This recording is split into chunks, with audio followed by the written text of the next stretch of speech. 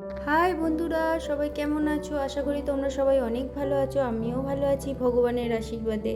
চলো আজকে এসেছি একটা নতুন ভিডিও নিয়ে। চলো ভিডিওটা তাহলে শুরু করে ফেলি। আজ আমি একটা খুব ইজি হোম রেমেডি শেয়ার করব। তার জন্য আমি প্রথমে নিয়ে নিলাম 1 চামচ বেসন। ঠিক একইভাবে আমি নিয়ে নিলাম 1 চামচ কফি। এবারে আমি এর মধ্যে নিয়ে নিচ্ছি টক দই। এটা রেড কাউয়ের টক দই, তোমরা যে কোনো টক দই ইউজ করতে পারো। এটা আমার কাছে ছিল তাই আমি এখন এটা ইউজ করছি। ভালোভাবে আমি পুরো জিনিসটা একসাথে মিক্স করে নেব। আর দেখো এখানে একটু শুকনো শুকনো লাগছে, তাই আমি আরেকটু দই ইউজ করছি। আর এতে আমি কোনো জল ফল দেবো না, এইভাবে বানিয়ে নেব, নিয়ে ভালো করে মিক্স করব। আর এবার বলে দিই এটা কি কাজে লাগবে। এটা দেখবে অনেকের গলায় কালো কালো দাগ হয়ে যায়, অনেক সময় ময়লা পড়েও হয়, আবার অনেক সময় ট্যান পড়েও হয়, হাতের কনুইতেও কিন্তু হয়। এটা দেখতে খুবই খারাপ লাগে। তোমরা যদি এরকম বাড়িতে বানিয়ে নিতে পারো আর সপ্তাহে 2 দিন অ্যাপ্লাই করতে পারো, তাহলে কিন্তু তোমরা দেখবে অনেকটাই ট্যান উঠে গেছে আর পরিষ্কার হয়ে যাবে। যাই হোক, আমি তো সপ্তাহে 2 দিন করে করি, তাই আমার অতটাও ময়লা নেই আর ট্যানও নেই। তবু আমি তোমাদের দেখিয়ে দিচ্ছি। তোমরা চাইলে বাড়িতে এটা ইউজ করতে পারো। আর ইউজ করার পরে আমাকে কমেন্টে জানিও তোমাদের কেমন কাজ হয়েছে। চলো তাহলে আমি অ্যাপ্লাই করে এবারে দেখিয়ে দিই তোমাদের। দেখো আমি এবারে ভালো করে চারিদিকে অ্যাপ্লাইটা করে নিচ্ছি। করে এটা একটু মাসাজ করে 10 মিনিট রাখতে হবে, তারপরে ধুয়ে নিলেই হয়ে যাবে।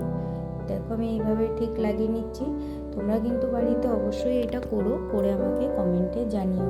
আর খুব সহজেই কিন্তু উঠে যায়, খুব ভালো কাজ হয়। এই হোম রেমেডিগুলো তোমরা বাড়িতে করো, এতে তো তোমাদের কোনো প্রবলেম হবে না, কারণ এর মধ্যে কোনো বিষাক্ত কিছুই নেই। ঘরের জিনিস যেগুলো আমরা খাই নর্মালি সেই দিয়েই বানানো। আর এগুলো করলে স্কিন ভালোও থাকে, কোনো ক্ষতিও হয় না। তাহলে কেন করবো না বলো? তোমরা অবশ্যই করে কমেন্টে জানিও তোমাদেরও কতটা কাজ হয়েছে। তাহলে আমি গলা কোনোই সব জায়গায় করে নিয়েছি, একটু ঘষেও নিয়েছি। আর আমি এখন বসে বসে একটু জল খাচ্ছি আর বাইরের দিকে তাকাচ্ছি জানলা দিয়ে। আর কি সুন্দর বাইরে হাওয়া দিচ্ছে, ঝড় উঠেছে হালকা হালকা।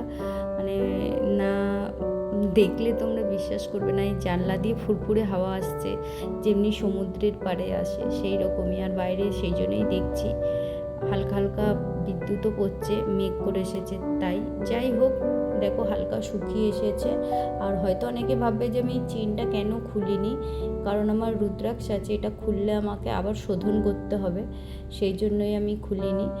দেখো এখানে দুটো রুদ্রাক্ষ আছে, একটা 5মুখী পঞ্চমুখী আর একটা 7মুখী। যাই হোক, আমি রুদ্রাক্ষটা আবার ঢুকিয়ে দিলাম, কেন রুদ্রাক্ষে কোনো রকম কিছু না লাগানোই ভালো। সেই জন্য তোমরা যারা রুদ্রাক্ষ পরো হয়তো তারা জানবে কিছু লাগাতে নেই, সেই জন্য খুব একটুখানি কেয়ার করেই পরা উচিত। যাই হোক, আর আমি এখানে এবার একটু ক্লিন করে নিচ্ছি তোয়ালে ভিজিয়ে। ভিডিও না করলে আমি জল দিয়ে ধুয়েই নিতাম, ভিডিও করার জন্য আমি এটা এইভাবে ইউজ করছি। দেখো প্রথমে হাতের কনুইটা পরিষ্কার করে নিচ্ছি। দেখো কতটা পরিষ্কার হয়েছে, এমনিতেও পরিষ্কারই, তাও আরও বেশি হয়ে গেছে। আর তোমরা এগুলো সপ্তাহে 2 দিন করবে, দেখবে খুব ভালো কাজে দেবে। একইভাবে আরেকটা হাতও করে নিচ্ছি। আর একটা কথা বলতে চাই, তোমরা আমার ভিডিও দেখে কিন্তু লাইক কমেন্ট শেয়ার সাবস্ক্রাইব কিছুই করো না। এটা কি করলে হয় বলো? তোমরা দেখে অবশ্যই লাইক করো। একটা কমেন্ট একটা লাইকে কি যায় আসে, শেয়ার নাই বা করলে।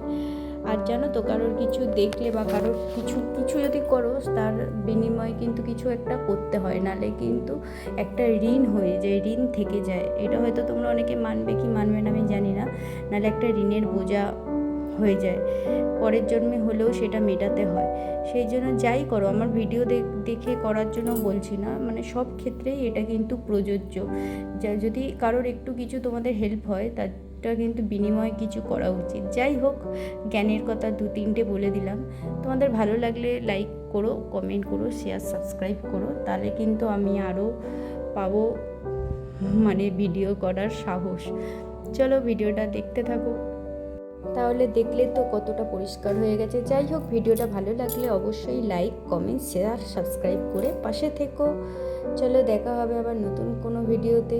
আমার ভিডিওটা পারলে একটু শেয়ারও করো। ধন্যবাদ সবাইকে আমার ভিডিও দেখার জন্য। সবাই ভালো থেকো, সুস্থ থেকো, টাটা সবাইকে।